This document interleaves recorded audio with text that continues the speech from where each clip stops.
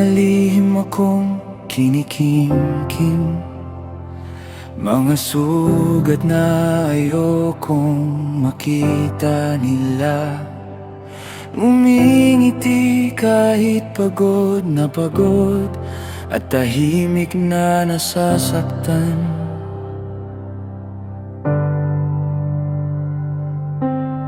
Habang tumatagal ang pagtatago, mas bumibigat ang puso ko.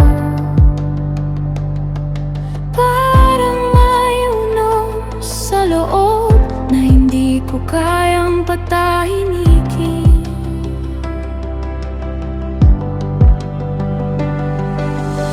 Pero hindi mo ako tinatawag para lang husgahan at itulak palayo, kundi para ilabas ang sakit na matagal ko nang pasan.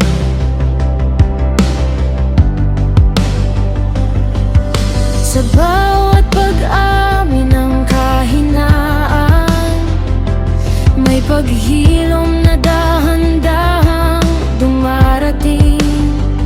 Dahil ang pusong nagiging totoo, mas malayang makahinga.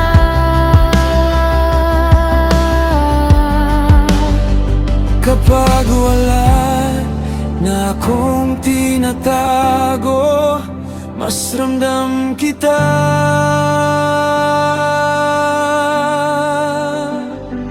Diyos ko, wala nang itatago, ilalapit ko lahat sa iyo.